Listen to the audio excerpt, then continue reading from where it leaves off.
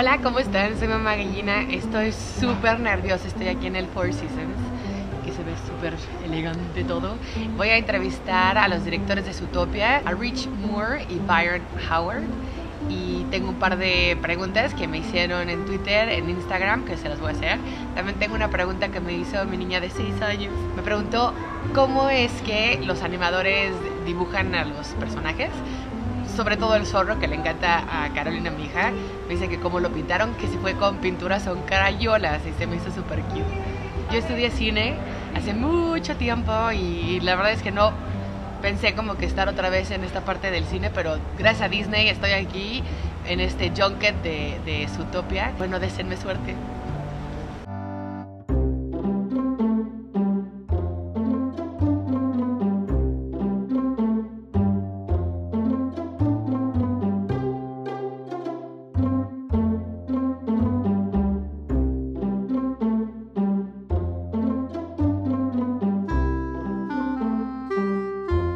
Oigan, pues me acaban de decir que Byron Howard no va a estar, entonces va a estar Rich Moore. Ya voy a entrar. Hi. Hi. Rich. Hi, nice to meet you, Rich. How are you? Hola. Oh my God. Is it a mommy blogger? Oh, okay. That's One you. of our most Hello, bloggers. Hello, bloggers that are moms and dads. Welcome to our Zootopia interview. It's Mamá Gallina. Mama Gallina? Yeah, it's mother hen. Mother hen? Mother hen. That's pretty cool.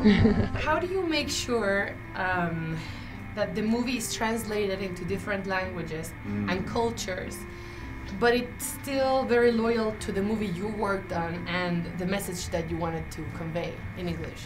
First of all, we try not to rely on too many like American cliches. We're speaking to a world audience. If I'm just trying to talk to Americans, you know, then a lot of people are being left out of the conversation. I'm trying to make movies that anyone in the world, you know, would relate to, not just one group, you know. But then we do go over the script and the story with the different territories, and to make sure that we're not, like say on Wreck-It Ralph, for example, there were a lot of jokes and a lot of things that didn't play in Japan that they just didn't really, it was just kind of outside of their sphere of just kind of reference, you know, and they came to us and said, can we adjust, you know, a couple of these lines so we get it, you know, so it's relatable to us. And we worked with them to make sure that the spirit of the scene and the characters remained the same, but then it was in language that the audience in Japan could understand, and they really appreciated that, you know, and I think the film was able to play kind of on a deeper level than it might have if it had just been literally translated from English into Japanese. A question from a follower in Twitter, El Senador, and he says, as a director of animated movies, after working with Disney, what's next? It is the holy grail, you know, of studios. I don't look at it as like, well, what am I going to do next? You know, I just love being part of the family at Disney, and to be at Disney during such kind of an exciting time in its history, you know, that the studio is 93 years old this year. It's going to be 100 in 2023. But the fact that it's putting out films right now that feel contemporary and relatable is really exciting. I mean, that to me, that's kind of mind-blowing that a 100-year-old studio can be just as topical and contemporary as any other studio in the world. And it speaks a lot to our leadership of John Lasseter and Ed Campbell as our creative officer, and Ed as our president, and just being encouraged, that we're encouraged just to make the movies we want to make. These films are coming from the heart. We're kind of in the middle of a renaissance at our studio right now. What character in Zootopia defines you and why?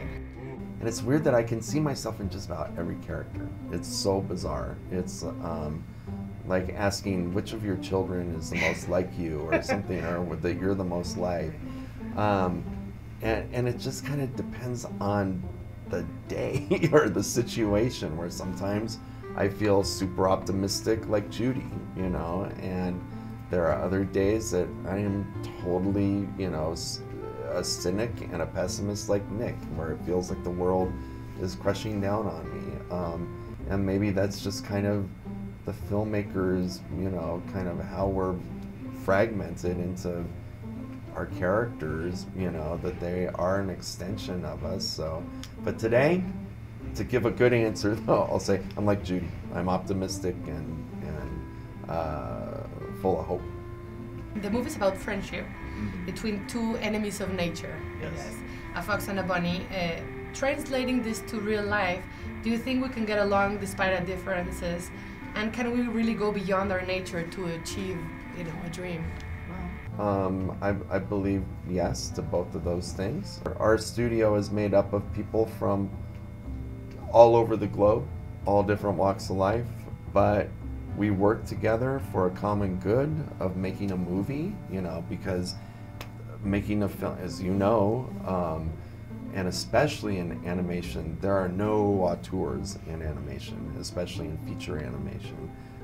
This is the work 800 different people at the end of the day, this movie. If we can't get along, and if we can't be of one mind and agree on something, we can't make a movie like this if we can't collaborate. I've seen it done. You know, we do it every day at work, you know, so I think we can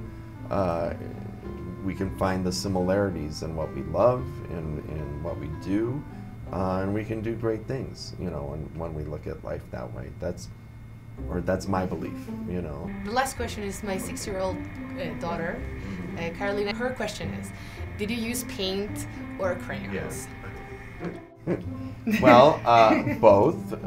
Whatever is right for the job at the moment. It doesn't start the way it looks at the very end. You know, the movie begins as a little tiny idea shared by a handful of people, you know, and from there it grows and is shared, and other artists come on to bring what they can do to help this little idea grow into a big movie. And there's a point where people are drawing with pencil and paper, with pen on little sketch pads. There's a point where people are painting, both with real paints and with digital paints, which is almost like crayons. And then they become digital characters that are then manipulated in digital sets and then lit. Every aspect of visualization is used in film, in animated films, I think, you know, and there's room for all of them, you know. There's people that still sculpt, you know, and build stuff out of paper sculpture to get across, you know, what their vision of this thing in their mind, you know. So tell your daughter there's room for both paints and crayons and anything else she can imagine. And when we made Wreck-It Ralph, when we were imagining the world of Sugar Rush, someone built a set out of cookies and candy and sweets, you know, just so we could kind of get a feeling of what it would look like. So we even sculpt with food sometimes. So there is room for all mediums, you know, some unlikely ones. I mean, the craft that you all make, it's amazing. It's a wonderful movie. So, well, thank you so much. Hola, Mama Gallina. I'm Rich Moore. I'm a director. I work at Disney, and I've made this new movie, Zootopia, that I would like to invite you and your families to check out. It's very funny. It's very heartfelt. It's a story of two unlikely friends coming together and working towards a common good. It comes out February 19th in theaters, and I hope you check it out. Thank you very much. Bueno, ya acabó la entrevista con Rich Moore, fue un tipazo. La verdad que Zootopia está muy padre. Hay más de 800 personas trabajando en películas animadas.